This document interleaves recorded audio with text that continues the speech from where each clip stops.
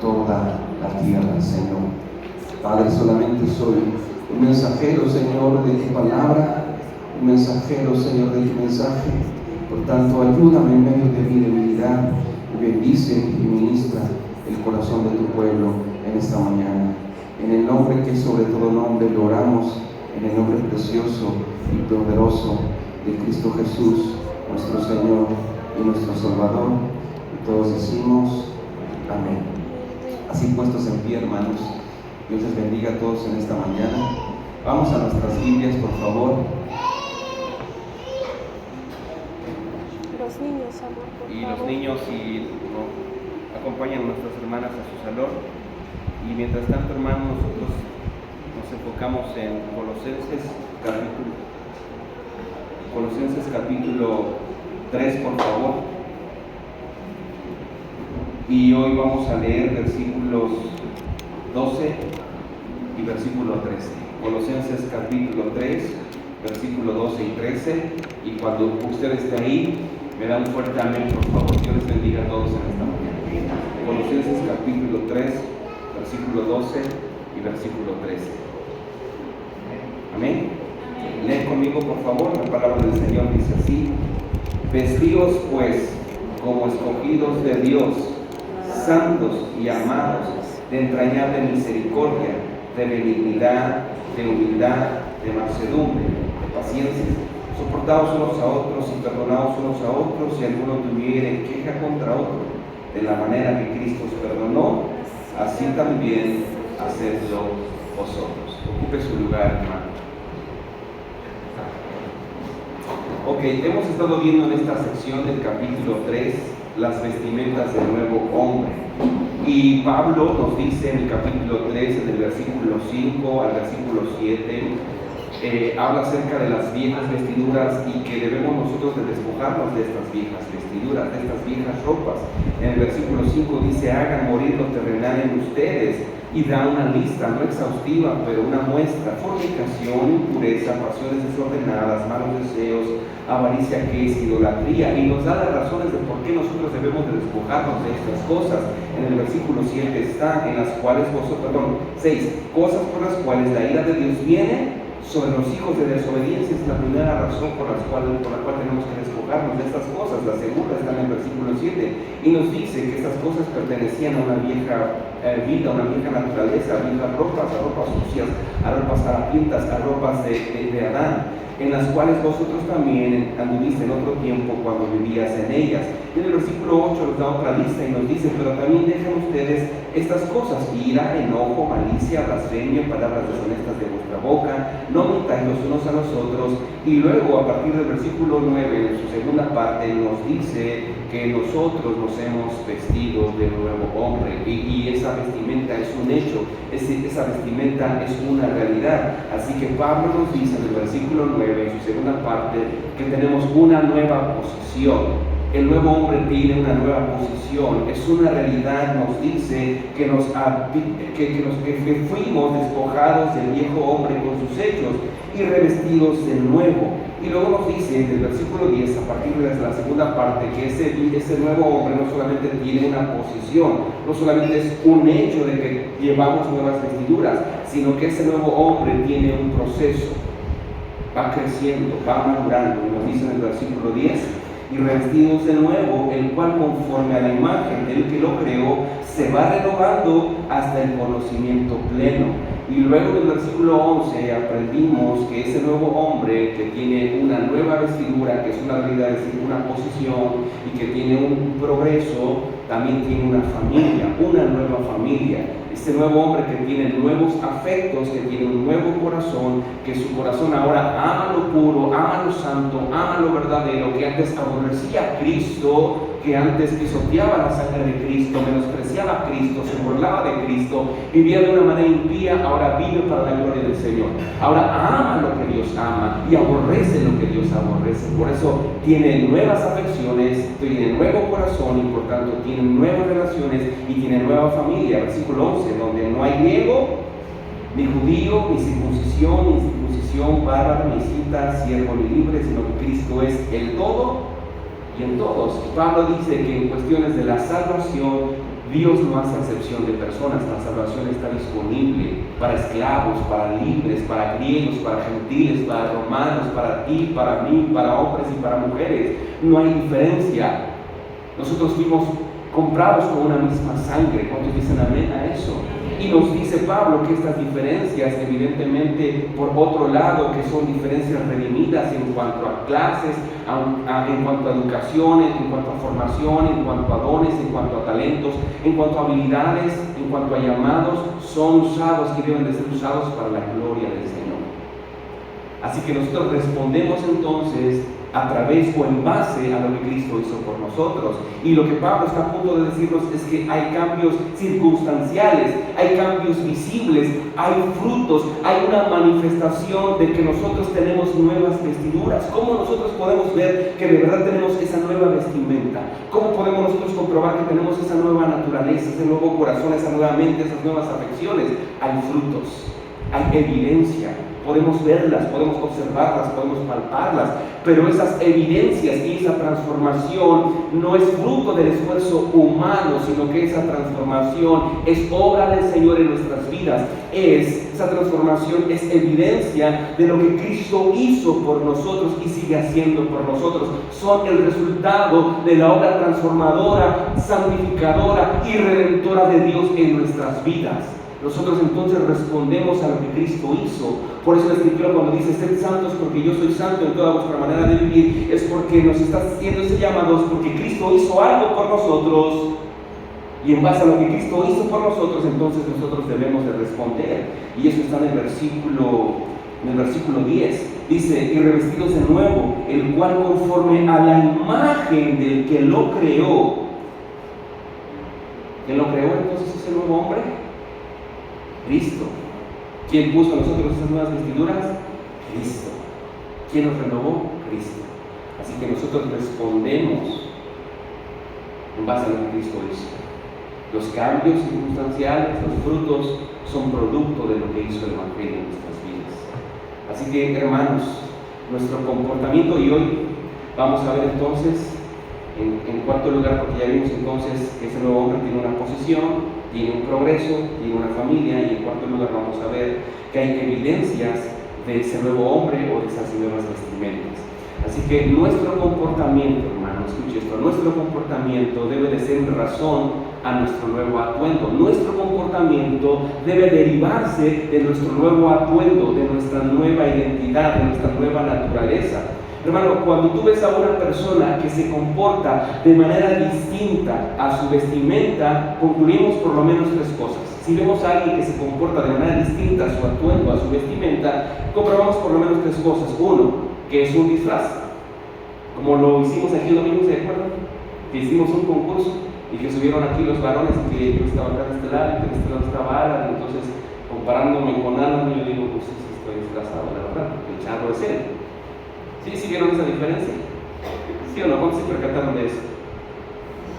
Así que concluimos o que está disfrazado, o que hay una incongruencia, o en tercer lugar que hay hipocresía. Cuando nosotros vemos a un soldado o a un policía, ¿qué concluimos? Que nos va a cuidar, ¿no es verdad? Que nos va a proteger, que nos va a guardar. Están puestos ahí para salvaguardar la integridad de las personas, la soberanía del país, ¿no? Para que se haga cumplir la ley. Pero cuando vemos que un policía nos para y nos pide una mordida, entonces decimos, es incongruente, ¿no? Él está aquí para proteger, está aquí para guardarnos y me está dañando. Cuando vemos nosotros a un juez, ¿qué esperamos de un juez? Que haga ¿qué? Justicia. Y cuando un juez recibe un soborno para actuar de manera impía o injusta, ¿qué decimos?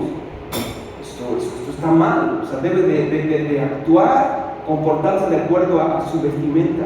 Un médico, por ejemplo, hizo un juramento, ¿no es verdad? Y cuando un médico, por ganarse dinero, programa una cirugía que no se necesita, también concluimos que está mal. Así nosotros como cristianos, la Biblia dice que nosotros tenemos una nueva vestimenta, debemos entonces comportarnos de acuerdo a esa nueva vestimenta. Así que una identidad justa debe dar como resultado un comportamiento justo. Una identidad justa debe de dar como resultado un comportamiento justo. Así que ese comportamiento justo, como lo dije, es una manifestación externa. Ese comportamiento justo es una manifestación externa de una transformación interna. Manifestación externa de una transformación interna. Nuestro comportamiento justo es una respuesta a lo que Cristo ha hecho a través del Evangelio. Así que primero está el indicativo, es decir, lo que Cristo hizo, y después del indicativo, entonces ahora sí está el imperativo. Cristo dice, haz, porque yo ya he hecho por ti. ¿Hasta ahí vamos bien, hermanos?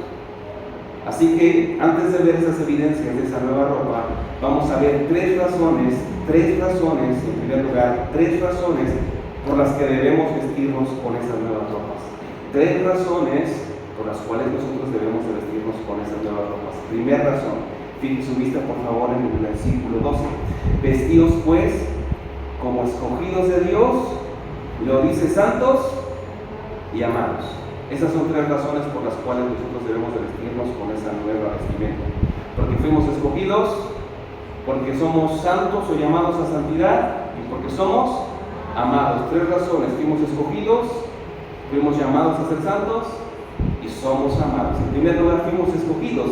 Dios en su soberanía, hermano, desde la eternidad, antes de que tú y yo naciéramos, antes de que papá y mamá pensaran procrearnos, Dios desde la eternidad decidió amarnos, decidió salvarnos, decidió derramar su gracia salvadora sobre nuestras vidas. Precioso es el Señor. No habíamos hecho ni bien ni mal, no habíamos nacido, no estábamos en la mente de papá, en los planes de papá y mamá, y Dios decidió desde la eternidad amarnos, salvarnos, derramar su amor, su gracia y su misericordia. ¿Cuántos dicen amén a eso?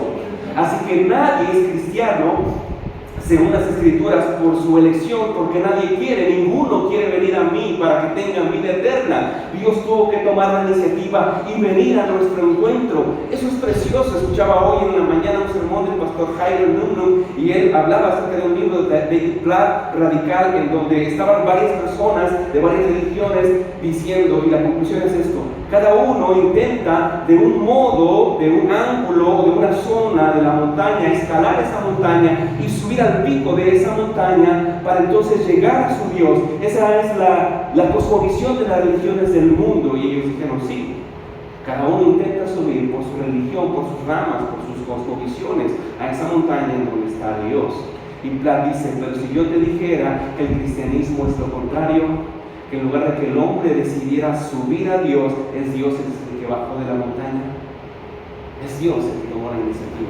Esa es la diferencia y ese es el cristianismo. Cuando vamos al libro de Apocalipsis, nosotros pensamos que cuando una persona muere, y después así va a la presencia de Dios, y que cuando los malos mueren, ¿a dónde van?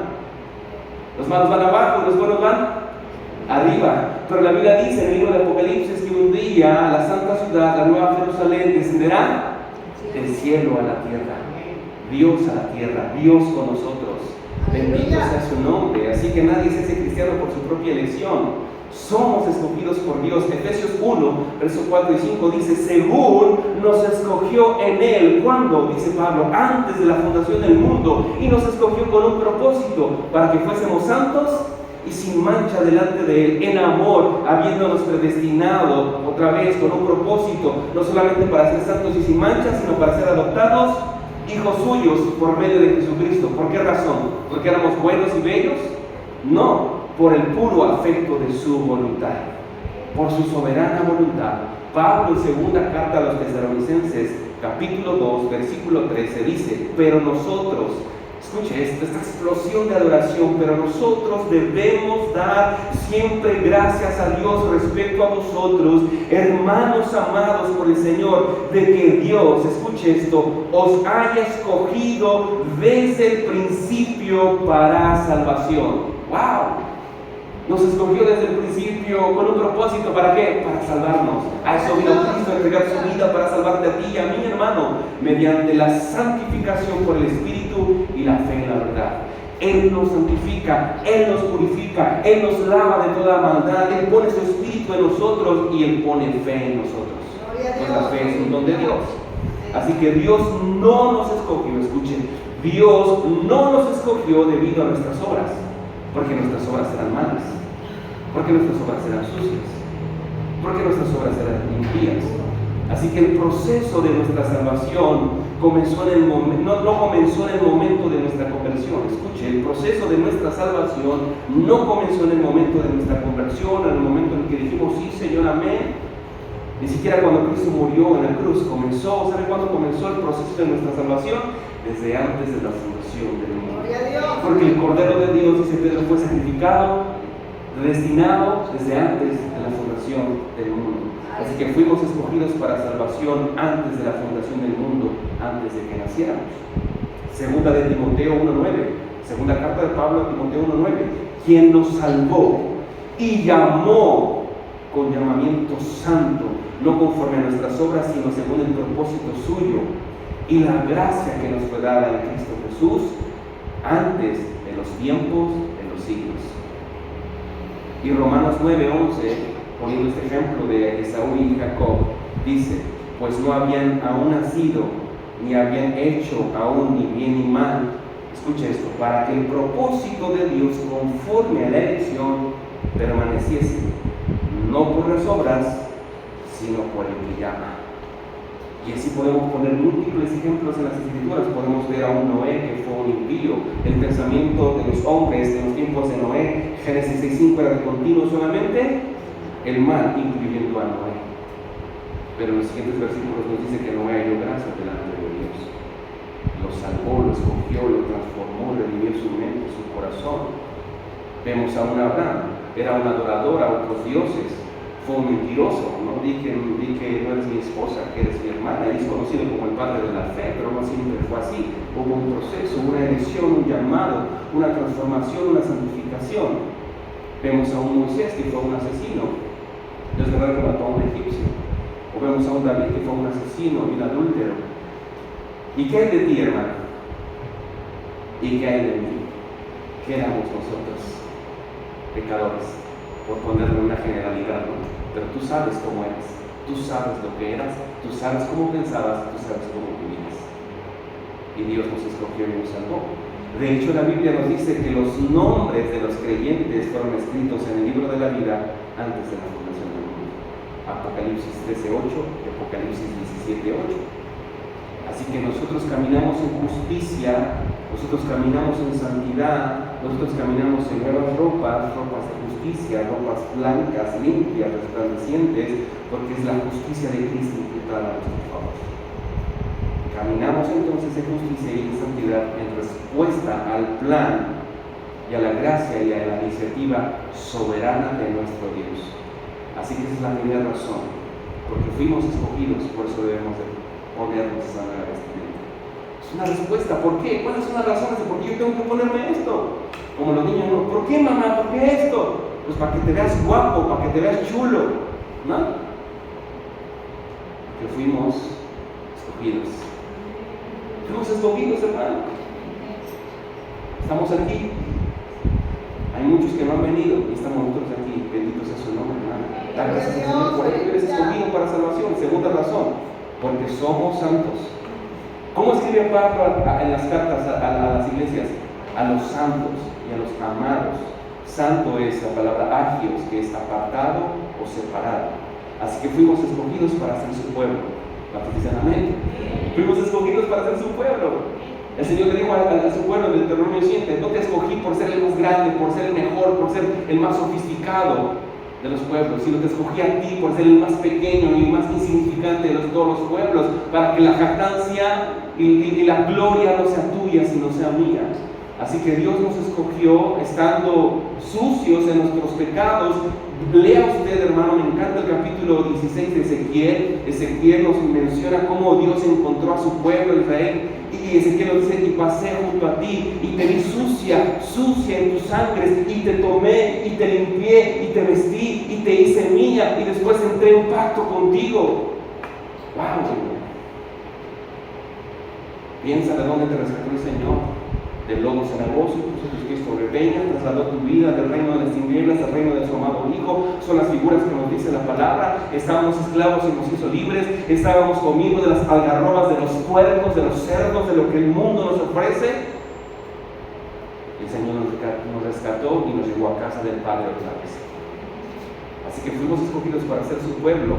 Fuimos escogidos con propósito, para sus propósitos. Fuimos escogidos para ser separados, porque eso es lo que significa santo, separado, apartado. Fuimos escogidos para ser separados, para ser apartados del mundo. ¿Para qué? Para vivir para Cristo. No para estar ociosos, sino para ser de Cristo, para vivir con Él y para vivir para Él. Para vivir para su gloria, hermano. Para servirle, para amarle con todo lo que somos. Pedro dice en 1 Pedro 2:9 que somos nación santa, real sacerdocio, pueblo adquirido por Dios, para anunciar las virtudes de aquel que nos trasladó de las tinieblas su luz admirable. Así que la segunda razón por la que debemos vestirnos de esa ropa es que hemos sido llamados a caminar y a vivir en santidad, apartarnos del mundo, de la corriente del mundo, de la cosmovisión del mundo, para vivir para nuestro Señor, para amarlo con toda nuestra mente, con todas nuestras fuerzas, con todo nuestro corazón, con todo lo que somos.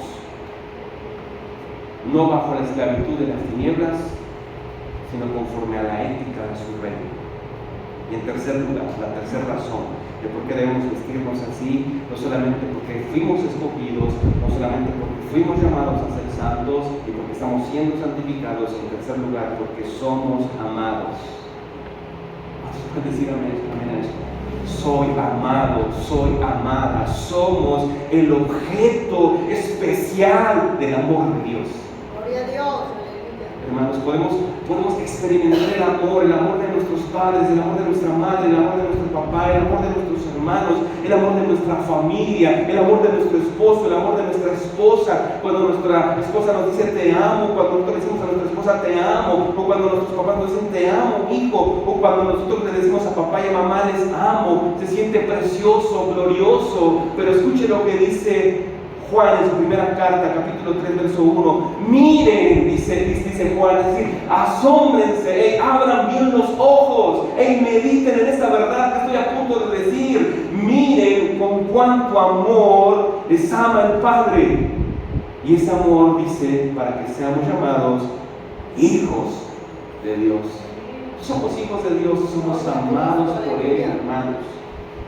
Mas Dios muestra su amor para con nosotros en que siendo aún pecadores, Cristo murió por nosotros. Nos ama a pesar de nosotros. Me ama a pesar de mí. Te ama a pesar de ti. Me ama a pesar de mis defectos, de mis pecados. Te ama a ti a pesar de tus pecados. No te quiere dejar igual, obviamente. Está ahí para transformarte. Así que Dios nos ha escogido. Dios nos ha llamado a santidad. Y si Dios nos ha escogido y Dios nos ha llamado a santidad, hay una poderosa razón para eso. Nos ha escogido y nos ha llamado a santidad y hay una poderosa razón para eso. ¿Saben por qué? Porque Él nos ha amado. Gloria a Dios. Por eso, hermanos. Así que su amor hace posible nuestro amor. Nosotros le amamos porque Él nos amó a nosotros primero. Porque cuando nosotros venimos a Cristo, venimos con una cosmovisión y una naturaleza evidentemente caída, venimos con vicios, con prejuicios, con una incapacidad de amar y de amar como Dios manda y como Dios ordena. Y es su obra en nosotros a través de su Espíritu Santo que despierta en nosotros, que nos capacita para amar de la forma en la que Él desea que amemos. Primera de Juan 4:11, amados, si Dios así nos amó, también nosotros debemos amarnos unos a otros. Él nos da la capacidad incluso de amar conforme a su voluntad. Así que está un pequeño resumen, hermano, aquí. Somos llamados los elegidos para recibir vida eterna. Fuimos escogidos por gracia, Romanos 11:4. Fuimos escogidos para que fuésemos santos y sin mancha delante de Él, Efesios 1:5. Fuimos escogidos para ser adoptados hijos suyos, Efesios 1:5. Fuimos escogidos para salvación, segunda de Tesalonicenses 2:13. Fuimos escogidos para ser conformados a su gloriosa imagen, Romanos 8:29. Somos llamados elegidos para recibir vida eterna, Juan 15:16. Así que escuche esto, hermano. Que retumbe en su mente y en su corazón. Si somos elegidos por Dios, entonces eso le da sentido a nuestra existencia. Si somos elegidos por Dios, eso debe de dar un sentido a nuestra existencia, pues Dios tiene un plan para nosotros desde antes de la fundación del mundo. Por tanto, concluimos que tú y yo no somos el producto del accidente, de la casualidad, del azar, sino de la creación de un Dios bondadoso, misericordioso, que nos hizo a su imagen y conforme a su semejanza para que vivamos para su gloria. Este pueblo creado mis alabanzas publicará. Si somos nosotros llamados, escogidos por Dios, eso le da un sentido a nuestra existencia. No somos el resultado del azar, del accidente, de la evolución. Somos el resultado de la creación de un Dios amoroso que impregnó en nosotros su imagen. Somos los santos de Dios, diseñados para ser hijos del Padre, capacitados por Él para reflejar y caminar en santidad. Y somos hijos amados, rodeados de cariño protector, como la gallina junta sus polluelos debajo de sus alas, al abrigo del Altísimo, en el hueco de su mano.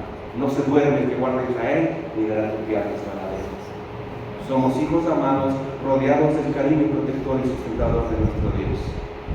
Así que la doctrina de la elección soberana de Dios hecha por labor del orgullo humano, y alguien dijo que la justificación por fe es la obra de Dios que abate en el polvo la gloria del hombre y luego hace por el hombre lo que éste no puede hacer por sí mismo: salvarlo, cambiarlo. La gloria es el Señor. Así que empiezo por estas razones, porque cuando nos damos cuenta de lo que somos en Cristo, somos elegidos, somos santos y somos amados.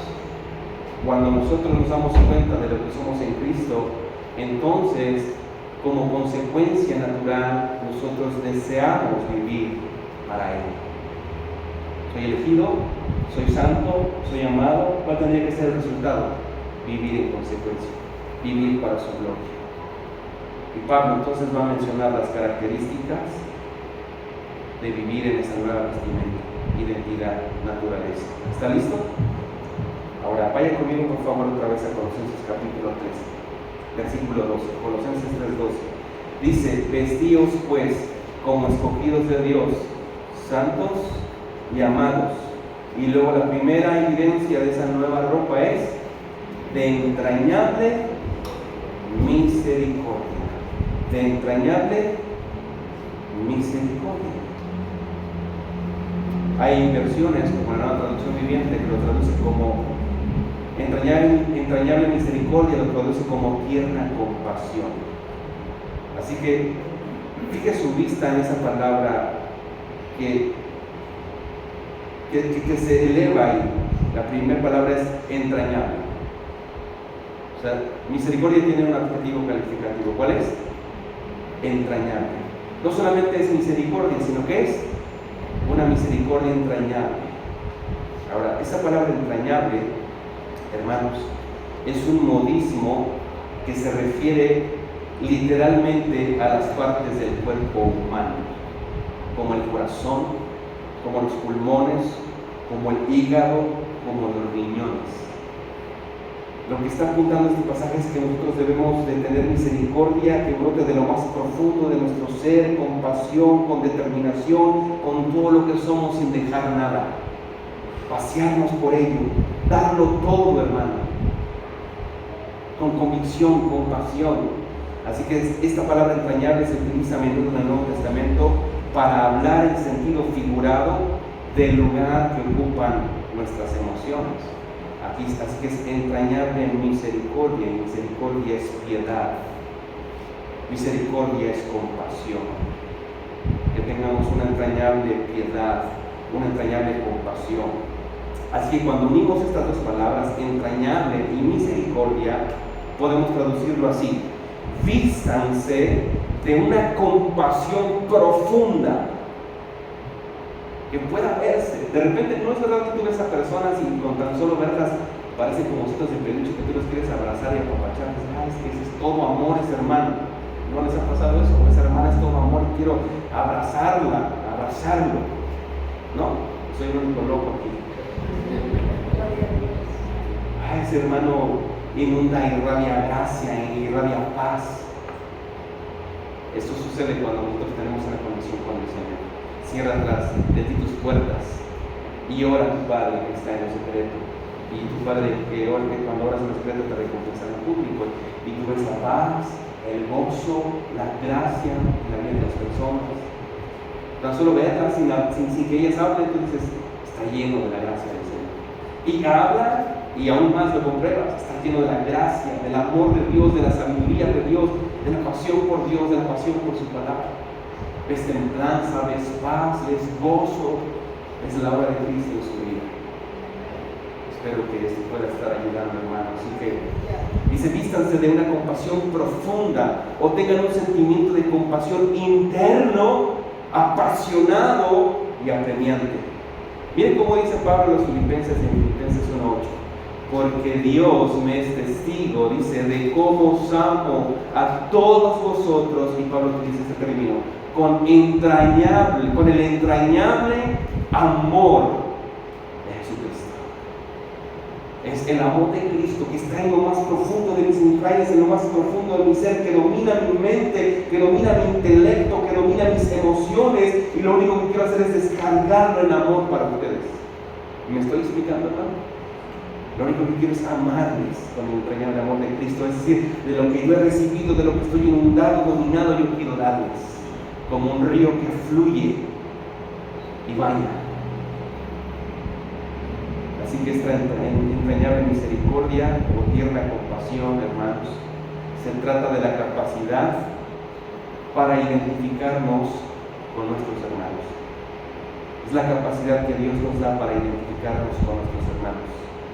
Que sintamos lo que sienten, que lloremos con los que lloren, que riamos con los que ríen, que nos alegremos con los que se alegran, que llevemos carga los unos de los otros. Se trata de un sentimiento profundo de amor fraternal, y eso se traduce en el disfrute de la compañía de nuestros hermanos. Hay disfruto, hermanos, de estar con ustedes. Una familia nos visitó en la semana y disfruto eso. Que vayan a la casa, que comamos, que convivamos, que oremos, que riamos. Y cuando no están, les extrañemos. Así que, hermanos, cuando yo les hablo, hermanos, ¿por qué no fueron? ¿Por qué no amigos? Es porque les extraño, les amo. Gloria a Dios. Y mi corazón se llena de tristeza por no verle.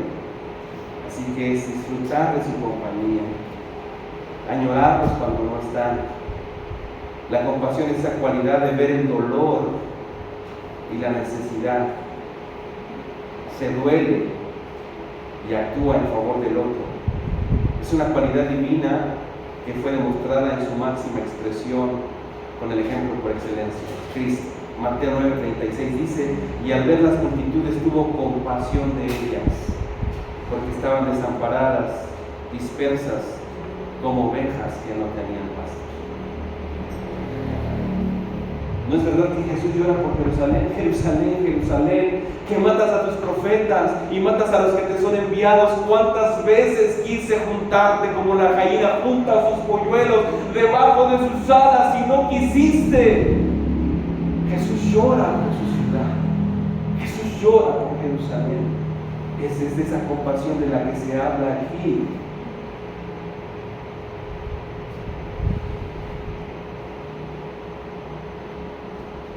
Los creyentes no debemos ser indiferentes al sufrimiento, sino que debemos de preocuparnos por suplir las necesidades de otros. Pablo dice en Gálatas mayormente a los de la familia de Cristo.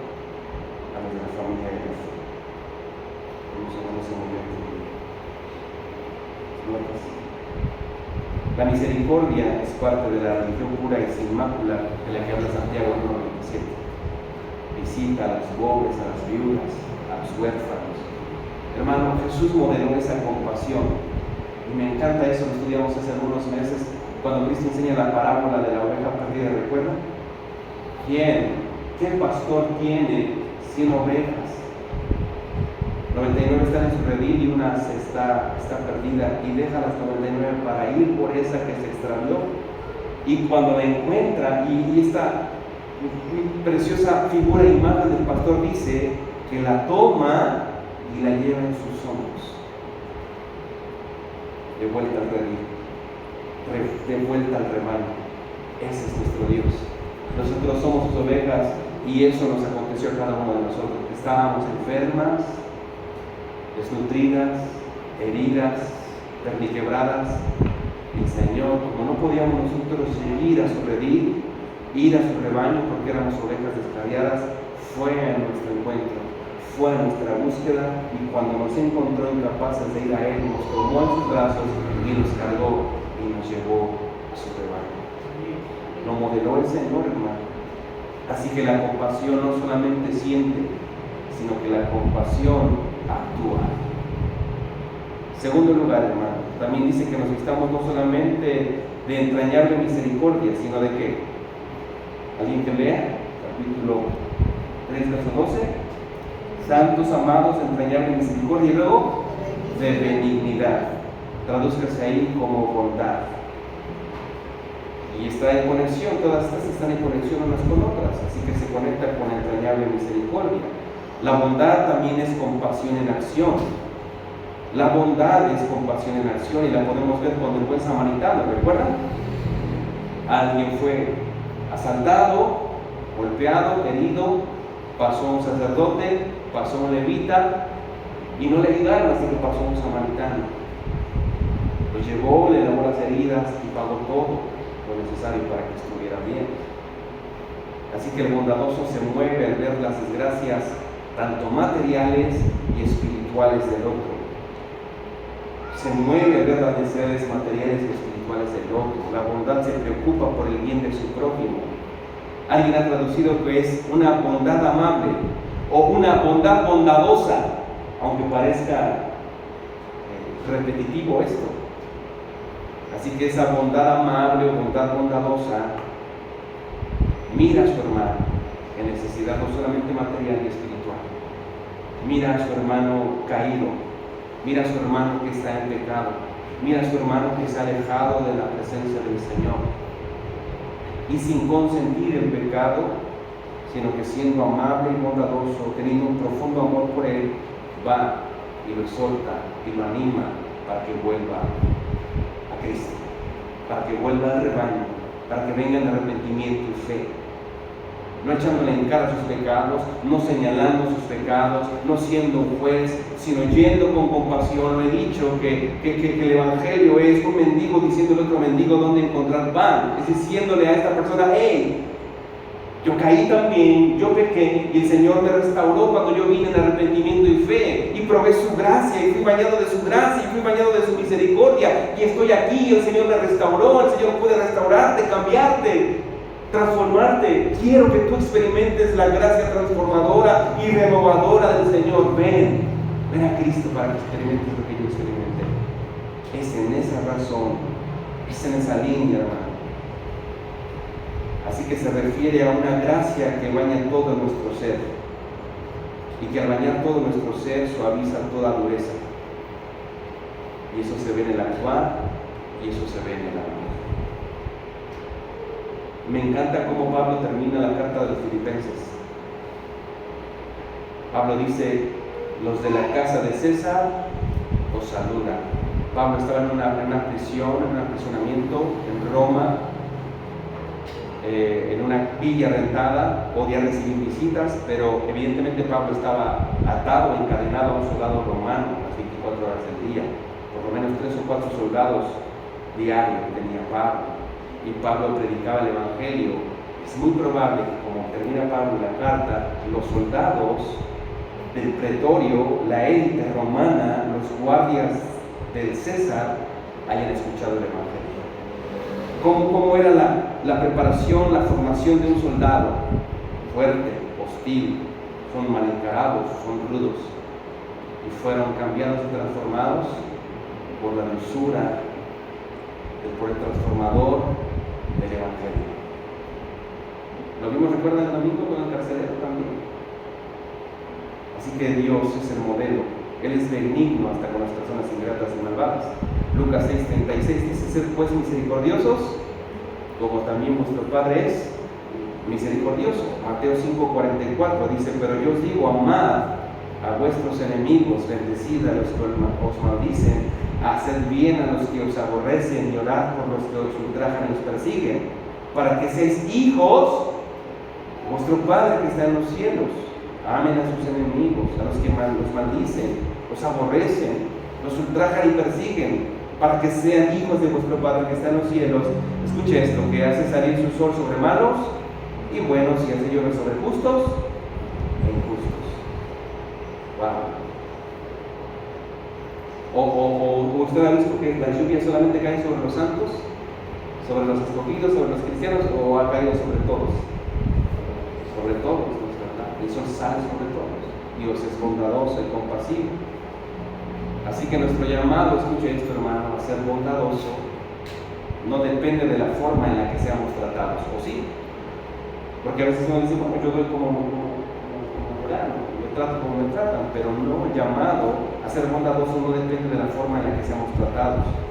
No es algo recíproco, sino que es una respuesta a la compasión de Jesús y a la bondad de Jesús por nosotros. Eso lo acabo de leer en el texto de Mateo 5:44.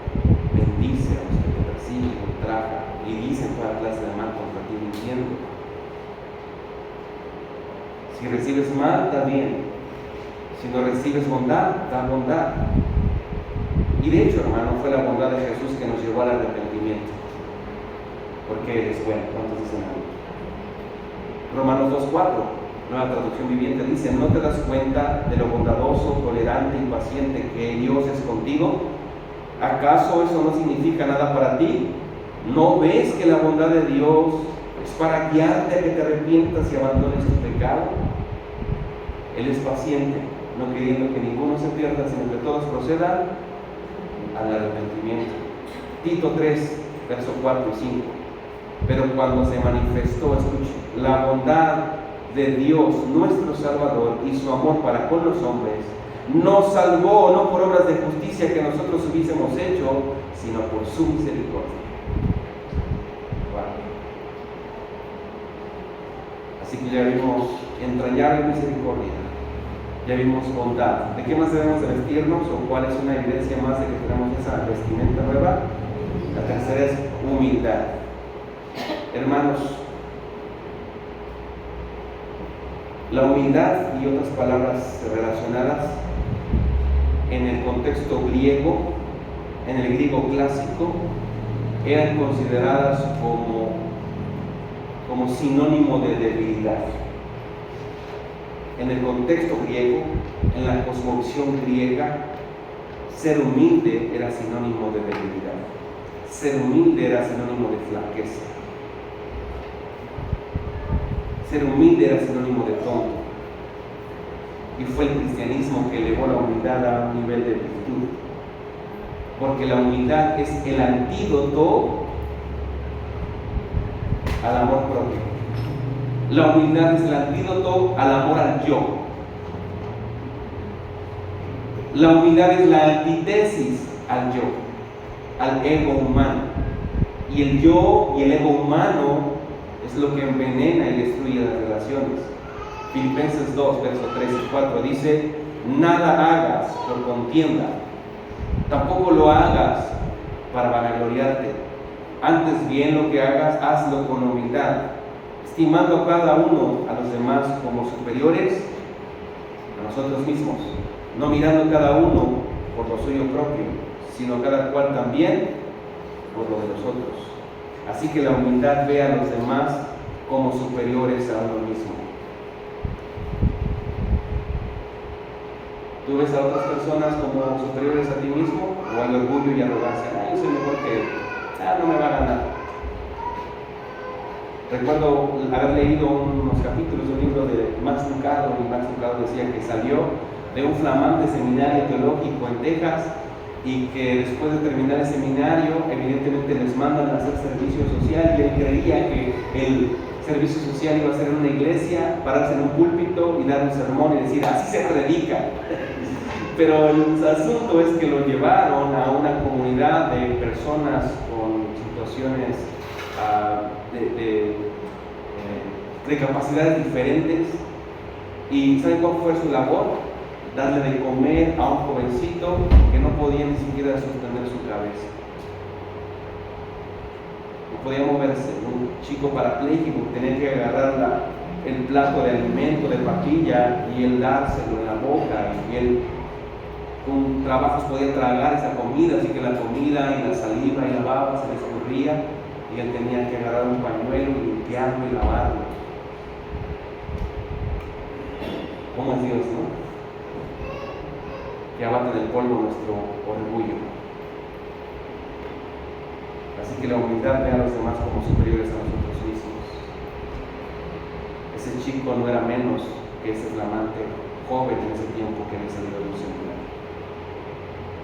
La humildad considera al otro antes que al yo. Y eso es el Evangelio. ¿No es verdad que la Biblia nos dice a los esposos amen a sus esposas como Cristo amó a la iglesia? ¿Cómo lo hizo? Se entregó a sí mismo por ella. Tengo que ver a mi esposa antes que a mí. Dar mi vida por mi esposa. La humildad ve el bien de los demás antes que los bienes personales. Por eso el cristiano da la vida por Cristo. Y debemos de dar la vida por nuestros hermanos. ¿Cuántos están dispuestos a dar la vida por sus hermanos? Como un soldado, ¿no? Da la vida por su patria, da la vida por su nación. Se arroja una bomba para que sus compañeros soldados no mueran. Si eso lo hace un soldado por su patria, nosotros debemos hacerlo por la patria de Cristo. Pablo condenó la aparente humildad de los falsos maestros aquí en Colosenses. En Colosenses 2:18 que estudiamos, los falsos maestros pensaban que podían estar por encima de los demás porque pretendían tener un conocimiento superior, porque pretendían que tenían nuevas revelaciones o revelaciones trascendentales o transformadoras. Tenían culto a los ángeles y cosas como esas. Y en 2:23 también los condena por su ascetismo. No gustes, no comas, no bebas, no toques. Y Pablo dice eso, aunque tenga apariencia de piedad, que digas por mi culpa, aunque te flageles el cuerpo. Pablo dice eso no tiene ningún efecto contra los apetitos de la carne. Condena entonces la aparente humildad de los falsos maestros. Y Jesús también condenó la falsa humildad de los fariseos, porque la palabra fariseo era apartado, la santidad andando con sus ropas, pero por dentro eran sepulcros blanqueados, generación de víboras. Jesús condenó eso. Así que escuche esto, hermano, y vaya conmigo rápido para que no se duerma a Mateo 11:28. La humildad, lo que lo busca, la humildad es la virtud que lleva cargas para hallar descanso. ¿Le suena eso lógico? La humildad es la virtud que nos pone cargas para hallar descanso. ¿Le suena eso lógico? No, ¿verdad? O sea, ¿cómo yo voy a llevar una carga y con esa carga hallar descanso? Más bien hallo descanso quitándome esa carga, ¿no es verdad? ¿Sí o no? Pero la humildad es la virtud que lleva cargas para hallar descanso. Mire lo que dice Mateo 11:28, cuando usted diga amén. Dice, venid a mí. Es una invitación del Señor, es para ti, para mí, es para los que estamos aquí. Esa invitación sigue vigente. Desde el momento en que el Señor la dijo, sigue vigente. Vengan a mí. ¿Quiénes? Todos. Pero ese todos que es general se reduce a ¿quiénes? A los que estén trabajados y cargados. ¿Cuántos están cargados, cansados, trabajados? Solamente físicos y espiritualmente. Si estás así en esa condición, esta invitación es para ti. ¿Qué dice el Señor? Vengan a mí los que estén trabajados y cargados. ¿Qué va a hacer el Señor? Yo los haré descansar. Es decir, que la invitación que tenemos aquí en el versículo 28 es que tú vas a llevarle tus cargas a Cristo, vas a descargar tus cargas a Cristo, y Él ¿qué va a hacer? ¿Te va a hacer qué? Descansar. Así que Jesús, cuando vino y caminó en estas calles, este mundo, vio a gente cansada y cargada. Gracias. Vio gente cansada y cargada por la enfermedad,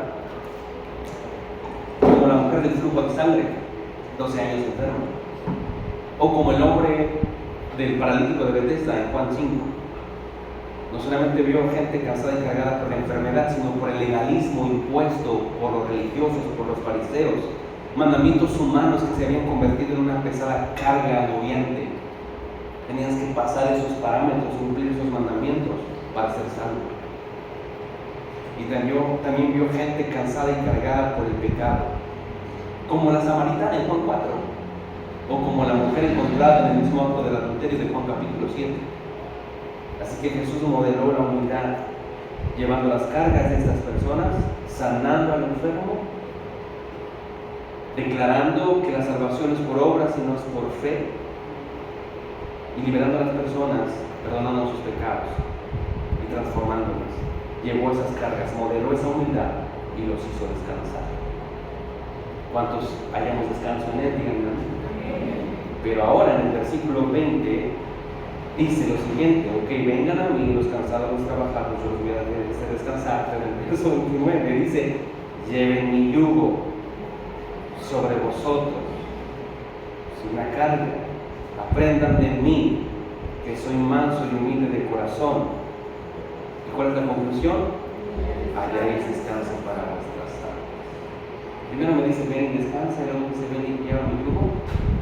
En el sentido del contexto, en el sentido teológico, tiene que ver precisamente porque Cristo está diciendo: hey, ustedes están así con esas pesadas cargas, no solamente de la enfermedad, no solamente del pecado, sino también del legalismo de los fariseos.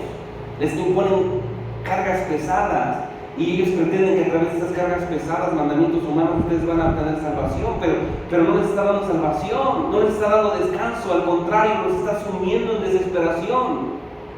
No los está cambiando, no los está transformando, genera cargas pesadas y agobiantes, no cambian y transforman a nadie. Lleven mi yugo, es decir, sométanse a mi señorío, obedézcanme, vivan para mí, vengan en arrepentimiento y fe, crean que la salvación es a través, no de obras humanas, sino a través de mi obra. Ese es el contexto, el yugo. Pero hay un asunto aplicativo, y el asunto aplicativo aquí es de cómo esa virtud de humildad me impone cargas para que yo descanse. Y este es el asunto de aplicación. Debemos de imitarlo a Él, porque Él llevó nuestras cargas, ¿no es verdad? Y nos hizo descansar. Del mismo modo nosotros debemos de llevar las cargas de los otros. Del mismo modo nosotros debemos de consolar a otros. Somos consolados, recibimos consolación para consolar a otros. ¿No es verdad que lloramos para consolar a los que lloran? ¿No es verdad que lloramos para que a otros se les dibuje una sonrisa? ¿No es verdad que nosotros entramos en un asunto de desesperanza para decirle a otros: hey, hay esperanza, y esa esperanza se encuentra en Cristo? Así es, cuando llevamos las cargas los unos de los otros, cuando lloramos con los que lloran, cuando sufrimos con los que sufren, cuando consolamos a los que están en situación de aflicción, en situación de desesperanza, y cuando nosotros vemos cómo nuestros hermanos son consolados por el bálsamo del Señor, por su palabra, por su evangelio, cuando visitamos a los hermanos y vemos cómo están sumidos en desesperanza, en desesperación, en tristeza, en desánimo, en depresión, en angustia, en ansiedad, y les visitamos y oramos y llevamos sus cargas y oramos con ellos y compartimos la palabra, y vemos cómo el corazón de nuestros amados hermanos está siendo transformado y pasa del llanto a la alegría, del llanto a la sonrisa. ¿No es verdad que hay gozo también en tu corazón? ¿No es verdad que hay satisfacción también en tu corazón? Que te llenas de eso y dices: wow, gracias al Señor por la obra de mis hermanos. Es esa la aplicación. Llevo las cargas para que otros descansen, y al ver cómo experimentan ese descanso, también yo descanso. Ellos se gozan y yo me gozo. ¿Se entendió, hermanos? ¿Sí? Amén. Así que la humildad es una virtud que debe de ser buscada. Igualmente, jóvenes, dice 1 de Pedro 5:5, están sujetos a los ancianos y todos sumisos unos a otros, revestidos de humildad, porque Dios resiste a los soberbios y da gracia a los humildes. Así que una palabra para los jóvenes en esta mañana. Joven, No te jactes de tu juventud, no te jactes de tu fortaleza física, no te jactes de tu inteligencia, de tu intelecto, de tu habilidad, no te jactes de tu sagacidad, no te jactes de lo que tienes, de dónde vives, no te jactes de las cosas materiales, no menosprecies a nadie por ello, sino que tu gloria, tu fortaleza y tu riqueza sea Cristo. Gloria a Dios. Que tu gloria sea conocer al Señor y vivir para Él. Así que Cristo nos enseñó y modeló esa humildad. Filipenses 2, no es verdad que Filipenses 2:5 nos dice: haya pues en vosotros ese sentir que hubo en Cristo Jesús. Y esa palabra haya pues en vosotros ese sentir, en otras traducciones es: haya pues en ustedes esa mente que hubo en Cristo, el cual siendo en forma de Dios no estimó el ser igual a Dios como cosa que aferrarse. ¿Qué hizo Él? Se despojó a sí mismo, tomando forma de siervo, hecho semejante a los hombres, y estando en la condición de hombre se humilló a sí mismo, haciéndose obediente hasta la muerte y muerte de cruz. Así que la ausencia de la humildad, hermano, la ausencia de la humildad es el resultado de los males en la humanidad. La ausencia de la humildad es el resultado de los males en la humanidad. Escuché decir hace algunos meses atrás al pastor Miguel Núñez que vivimos en una sociedad de vergüenza y honor. Vivimos en una sociedad de vergüenza y honor porque la gente vive de excusas, porque la gente cubre sus acciones pecaminosas con una mentira para lucir bien. La gente justifica sus pecados.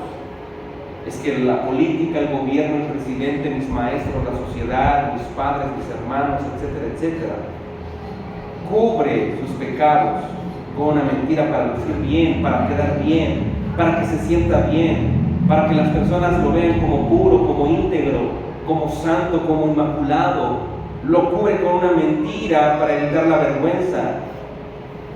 Nuestra sociedad, dice Núñez, no es una sociedad basada en el deber, es una sociedad que le encanta los aplausos, la reputación, el honor.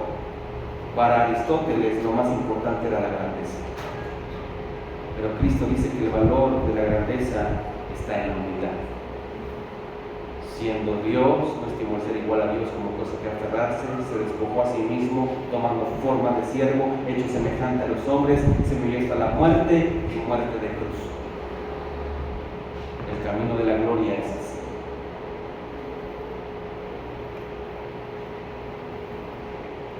La ausencia de la humildad convierte las demás virtudes en vicios. Porque el orgullo no es enseñable, porque ya lo traemos de fábrica, ¿no es verdad? Pero la humildad sí. Así que la ausencia de la humildad convierte las demás virtudes en vicios. Porque si yo tengo dones, porque si yo tengo talentos, porque si yo tengo habilidades, porque si yo tengo destrezas, porque si yo tengo inteligencia, entonces me siento superior, y al creerme superior, me burlo, condeno, critico y rechazo. En vez de servir, exijo ser servido. Ahí viene el gran apóstol, el gran pastor, que le pongan una alfombra roja porque pues van a ensuciar sus zapatos. La humildad es el hábito de vivir en la verdad, escribió alguien. Escucha esto. La humildad es el hábito de vivir en la verdad. Es reconocer quién eres verdaderamente. Cuando reconoces quién eres verdaderamente, tú puedes exhibir una manera de vivir entonces honesta, que el orgullo no te hubiera permitido vivir, porque en el orgullo se vive una vida de apariencias. En el orgullo no se puede encontrar descanso, porque el orgulloso siempre correrá el riesgo de que alguien lo descubra en su mentira. Tengo que vivir de apariencias y no haya entonces descanso, porque alguien lo va a descubrir.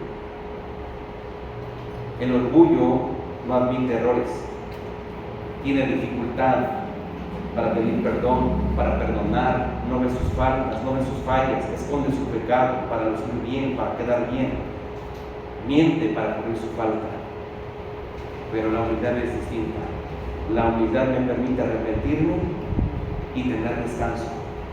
Porque si yo vengo en arrepentimiento y fe, la palabra dice que Dios no desecha un corazón que venga delante del contrito y humillado. Y si yo vengo y me humillo y soy transparente delante de la presencia del Señor y soy honesto, entonces recibo consolación, perdón y restauración.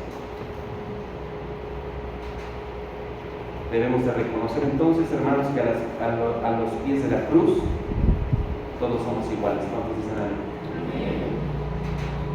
Dices todos, nada en la historia o en el universo nos hace ver del tamaño que realmente somos como lo hace la cruz. Todos tenemos una perspectiva inflada de nosotros mismos, especialmente en nuestra autojusticia, hasta que visitamos un lugar llamado el Calvario. Es ahí, a los pies de la cruz, donde nos vemos de manera clara, donde vemos realmente nuestro tamaño verdadero. Wow. No soy nada sin Él. No soy nada sin Él. Separados de Él, nada podemos hacer. Todo lo malo soy yo, todo lo bueno es Él. Así como dijo Pablo, si de algo he de gloriarme, me glorío en mis debilidades y me glorío en la cruz de Cristo. Vamos hacia el final, hermano. Mansedumbre. Si la humildad es la ausencia de orgullo, entonces la mansedumbre es la ausencia de un espíritu colérico, iracundo. La humildad es la ausencia de orgullo y la mansedumbre es la ausencia de un espíritu colérico, iracundo. Esa mansedumbre es la cualidad de reflejar el carácter, un carácter bajo control. Y cuando nuestro carácter está bajo control, somos sabios en contestar y somos sabios en actuar. Nuestras palabras son usadas con sabiduría, palabras sabias, palabras entendidas, palabras llenas del evangelio, de gracia, de paciencia, de misericordia, palabras sazonadas con sal. Somos sabios incluso en reaccionar en medio de las pruebas, en medio de las luchas. Cuando nuestra embarcación está siendo azotada por las olas, entonces nosotros podemos entender que Dios está ahí en nuestra barca, que Dios permite las circunstancias y que Dios está en el soberano control de cada una de ellas. Somos sabios en el actuar, no solamente con los demás, sino en cómo los demás actúan con nosotros. La mansedumbre es la gracia que está dispuesta a inclinarse y lavar los pies de los demás. Incluso de nuestro Judas, incluso de nuestro enemigo, incluso de nuestro traidor. Por otro lado, hermano, la mansedumbre no es debilidad de carácter ni flaqueza. Ser manso, hermano, no es quedarse callado. Porque no dicen, pues ya, ¿para qué peleo? No, eso es nada, no. Ser manso no es quedarse callado, ser manso es abrir tus labios con sabiduría. Resolver los problemas y los conflictos con sabiduría. Proverbios dice, la blanda respuesta quita la ira, mas la palabra áspera hace subir el furor. Habla con gracia, con sabiduría, con paciencia, con prudencia. Habla con la autoridad de la palabra. De hecho, es la mansedumbre, hermano, que hace que nosotros podamos corregir los pecados de nuestros hermanos. Gálatas capítulo 6, versículo 1 dice que si tu hermano ha pecado, ustedes que son espirituales, restáurenlo con espíritu de mansedumbre. Y es la mansedumbre la que debe ir por delante cuando nosotros debemos de defender nuestra fe. 1 Pedro 3:15, debemos nosotros de defender nuestra fe, las convicciones que tenemos, con mansedumbre y reverencia ante todo aquel que demande razón de la esperanza que hay en nosotros. Así que la mansedumbre auténtica no es cobarde. Se trata más bien de la determinación de devolver bien por mal y de negarnos a nosotros mismos y de sufrir daño antes de infligirlo. Escucha esto. Aparte de Jesús mismo, Moisés es el gran ejemplo bíblico de mansedumbre. Es lo que dice Números 12:3. Y él no fue cobarde en absoluto. No rehuyó las situaciones difíciles, sino que se atrevió a desafiar a Faraón en su propia corte. No evitó a las personas conflictivas, sino que intervino con contundencia cada vez que el honor de Dios era pisoteado o amenazado. Por ejemplo, en la rebelión de Coré, en Números 16. Pero a la vez no se defendió a sí mismo ante las acusaciones injustas de sus hermanos, Miriam y Aarón, sino que dejó su causa en manos de Dios. Y no guardó rencor contra sus hermanos, sino que intercedió por la sanidad de Miriam, porque él era manso. ¿Ven? Así que la mansedumbre es fruto del Espíritu Santo y debe de caracterizar la conducta del cristiano. En quinto lugar, paciencia y soporte. Hermanos, hay dos palabras griegas que suelen traducirse como paciencia. Una se refiere a la capacidad de de ser paciente ante las circunstancias difíciles, ante los embates de la vida y confiar en Dios.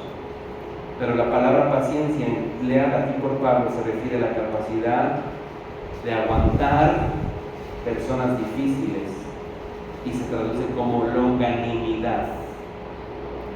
La primera clase de paciencia soporta los males de la vida, y la paciencia de la que habla Pablo aquí es soportar a los malos. Debemos de soportar toda clase de mal. ¿Cómo hacerlo? Con paciencia. Siguiendo el ejemplo de Cristo, que cuando le maldecían no, respondía con maldición. Esta paciencia es imposible sin la misericordia, la bondad, la humildad y la mansedumbre. Por eso todo esto va conectado. La persona paciente no se enoja contra otros, no descarga su ira y su frustración. La paciencia es lo opuesto al resentimiento y a la venganza. ¿No es verdad, hermanos, que necesitamos paciencia para todas nuestras relaciones?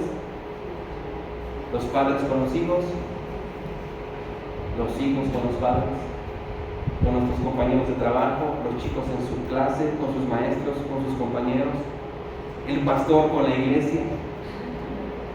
Necesitamos paciencia. Cuando nuestros hijos pecan contra nosotros, debemos de tener paciencia. Papás, cuando tú pecas contra tus hijos, también tus hijos necesitan ser pacientes contigo. Los chicos, los jóvenes deben ser pacientes con sus compañeros que no entregan el proyecto o la parte del proyecto que les tocó. Paciencia, paciencia, paciencia. Cuando estás en la fila del banco tienes que tener paciencia. Cuando vas en la carretera y en el tráfico te empiezan a pitar, tienes que tener paciencia. Paciencia en todas nuestras relaciones. Y debemos de tener paciencia, hermanos, porque Dios ha sido paciente para con nosotros. En sexto lugar, y de hecho, hermanos, para cerrar este punto, si no fuera por la paciencia de Dios, nadie alcanzaría salvación. Él no quiere que ninguno se pierda. Él es paciente. No retarda su venida, pero Él es paciente porque no quiere que ninguno se pierda, sino que todos procedan. Y el último, perdón. Somos llamados a perdonar. ¿Bajo qué bandera o bajo qué capacidad o bajo qué llamado? Somos llamados a perdonar porque Él nos perdonó a nosotros primero. Y si Él nos perdonó a nosotros primero y nos ha dado la capacidad para perdonar, ¿qué tenemos que hacer nosotros? Perdonar. ¿Y cómo hacerlo? Dice aquí la Escritura, si fija su vista, en el versículo 13, soportaos unos a otros y perdonaos unos a otros. Si alguno tuviera queja contra otro de la manera que Cristo os perdonó, así también hacedlo vosotros. ¿Cómo debemos de perdonar? Como Cristo lo hizo. Dijo el pastor Otto Sánchez, a veces nosotros queremos secuestrar a los que nos han hecho daño y que paguen hasta el último de los centavos, hasta el último de los cuadrantes, que sufra el canalla, que sufran como yo he sufrido, y una vez que hayan sufrido y que hayan experimentado dolor y sufrimiento y que le hayamos infundido dolor en la llaga, entonces ahora sí, te perdono. Pero el pastor Otto Sánchez dice que Dios no negocia con terroristas. Debemos perdonar. El perdón debe de traer reconciliación, en el sentido de poder mirar al ofensor sin rencor, porque muchas veces la reconciliación no siempre implica cercanía, y eso es importante. Poder mirar a nuestro ofensor sin rencor, porque muchas veces la reconciliación no significa o no implica cercanía. Imagínate a un esposo golpeador y violento, a un padre golpeador y violento. Obviamente por la obra de Cristo en nuestras vidas, ¿qué debemos de hacer? Perdonar. Pero eso no significa cercanía, ¿me explico? ¿Sí me estoy explicando, hermanos? ¿Sí se entiende ese punto?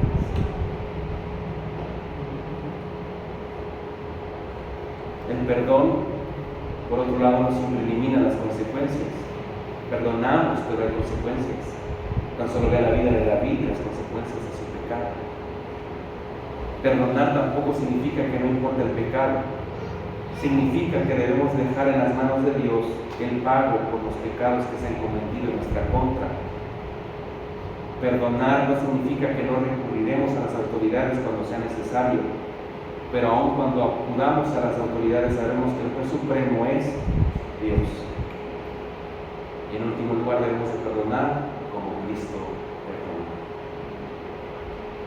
Así que hermanos, cada mañana, todas las mañanas, cuando te levantes a la luz de un nuevo día, porque las misericordias del Señor son nuevas cada mañana, lo primero que tú debes de hacer y recordar es: hoy me voy a vestir con estas virtudes y voy a caminar con estas virtudes cada día de mi vida para reflejar y vivir para Cristo, y pedirle al Señor que te ayude a reflejar esta nueva vestimenta llena de su justicia y llena de su santidad. Que cada mañana nos vistamos, nos pongamos guapos, nos pongamos chulos con esta vestimenta que hemos obtenido por los méritos de nuestro Señor Jesucristo.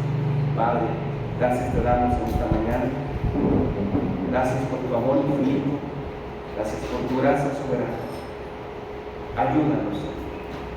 Ayúdanos a entender lo que somos, escogidos, santos y amados. Al entender nuestra identidad y lo que somos, ayúdanos entonces, Señor, a despojarnos de todo pecado y a vestirnos, Señor, de entrañable misericordia, de bondad, de compasión, de perdón, de paciencia.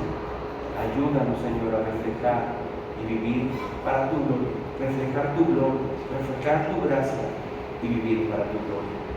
Ayúdanos, Señor, a que en nuestro diario caminar, las personas que están a nuestro alrededor, en nuestro contexto, en nuestros trabajos, en los chicos con sus escuelas, en cada lugar, Señor, en donde la planta de nuestro pie pise, podamos nosotros reflejar la belleza en tu gloria. Podamos llevar esas vestimentas y que las personas puedan ver la gloria de Cristo en nuestras vidas. Que podamos llevar, Señor, y exhalar tu precioso perfume, Señor.